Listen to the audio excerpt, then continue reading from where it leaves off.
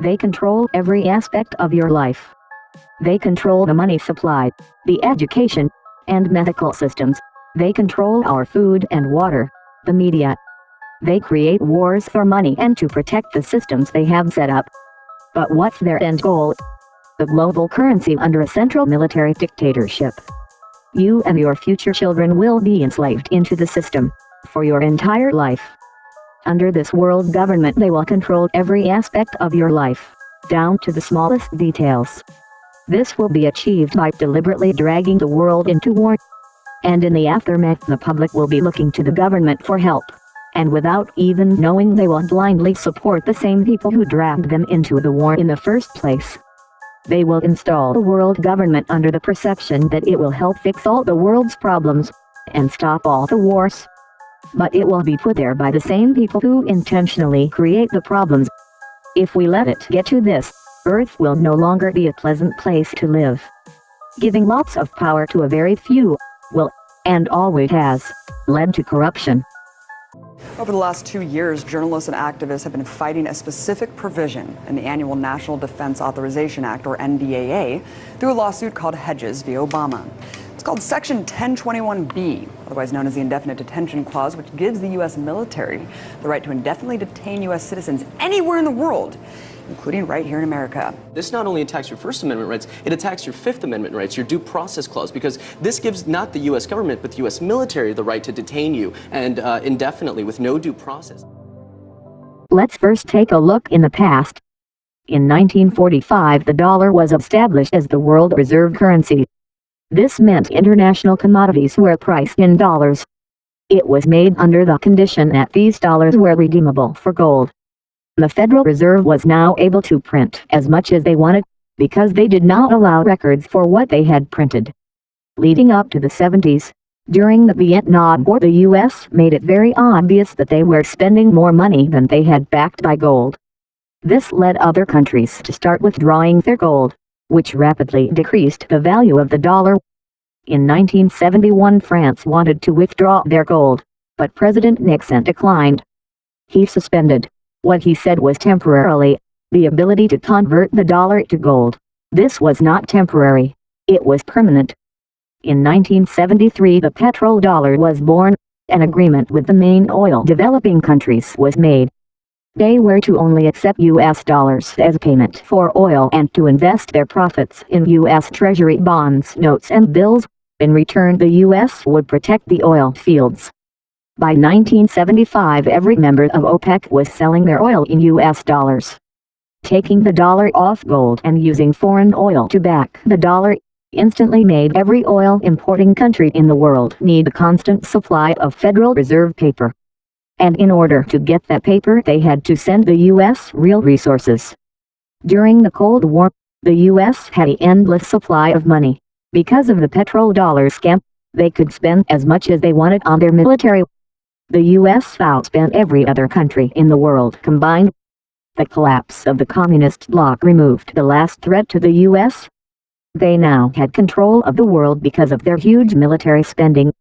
In 1991, the U.S. invaded Iraq in the first Gulf War. They destroyed their water purification plants and hospitals, and imposed huge sanctions. These actions killed over 500,000 children, and they knew exactly what they were doing.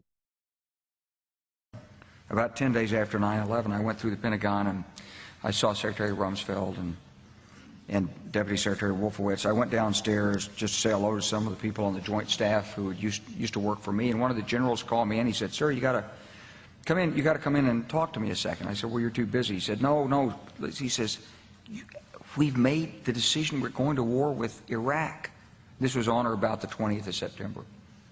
I said, "We're going to war with Iraq. Why?" He said, "I don't know." He said, "I guess they don't know what else to do." So I said, "Well, did they find some information connecting Saddam to Al-Qaeda?" He said, No. He says, "There's nothing new that way. They just made the decision to go to war with Iraq."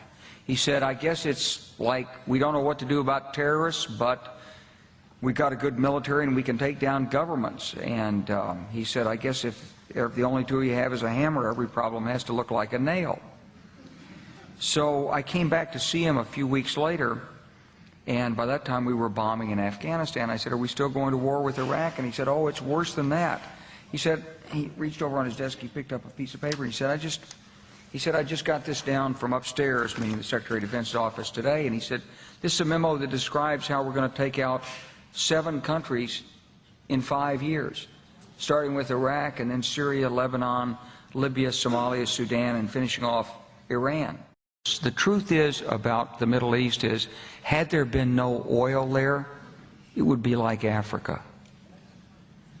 Nobody is threatening to intervene in Africa. The problem is the opposite. We keep asking for people to intervene and stop it. And there's no question that the presence of petroleum throughout the region has sparked great power involvement.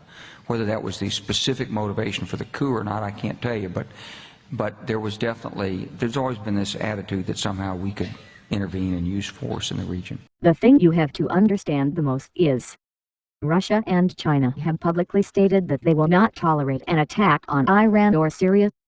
They have said if Iran or Syria are attacked, they will retaliate. They have a mutual defense agreement. This will drag the world into war. We will all be divided on the conflict and fighting against each other. This is a projected agenda. That is why every day it looks like they are getting closer and closer to gaining public support for these attacks. The thing you have to understand the most is, Russia and China have publicly stated that they will not tolerate an attack on Iran or Syria. They have said they will attack the U.S. if Iran or Syria are attacked. This will drag the world into war. I frankly think that crisis initiation is really tough. And it's very hard for me to see how the United States president can get us to war with Iran. Which leads me to conclude that if, in fact, compromise is not coming, that the traditional way of America gets to war is what would be best for U.S. interests.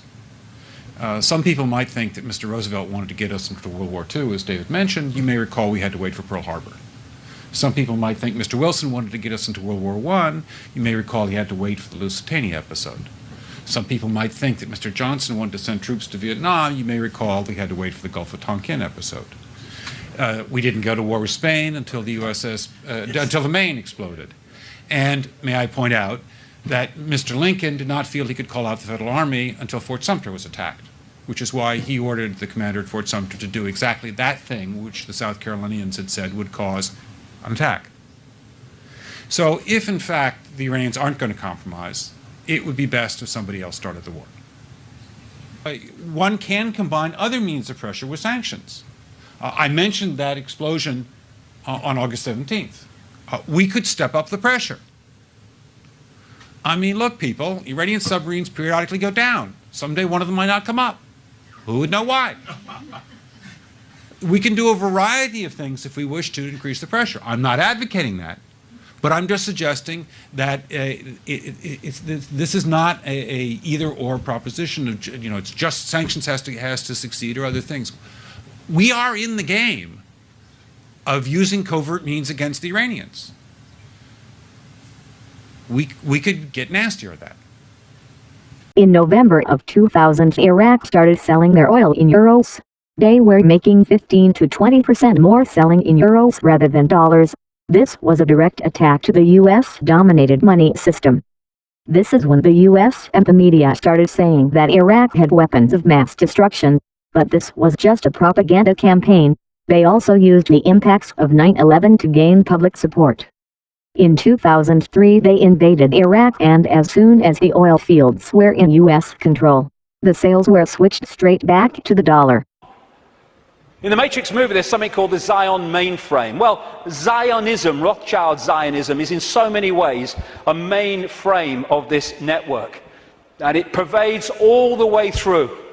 Obama's immediate handler is a guy called Rahm Emanuel. He has served in the Israeli army. He's the White House Chief of Staff. He does whatever he says. His father, Emanuel's father, was a terrorist in the Irgun terrorist group that bombed Israel into existence in 1948. This guy is the second handler in the White House. His name's David Axelrod, Rothschild Zionist, and he was the man who orchestrated the entire election campaigns of Obama against Hillary Clinton and then against John McCain. The main funder and orchestrator of the funding in terms of individuals of Obama was a guy called George Soros, Rothschild Zionist, who manipulates countries and uses his networks and funding to create coups in countries where they want to change the regime change. And he bets on currencies like he bet on the pound years ago and makes a fortune out of the demise of the economy of other countries because he has no empathy. Henry Kissinger, massive Rothschild Zionist, has served that dynasty's agenda for 40 years, if not 50 years. And he's now an advisor to Obama, even though he's officially a Republican. The American economy, the American economic team, is led by Timothy Geithner, Treasury Secretary, Rothschild Zionist, and Larry Summers, Rothschild Zionist. The entire Obama budget is run by the budget director, Peter Orszag, Rothschild Zionist.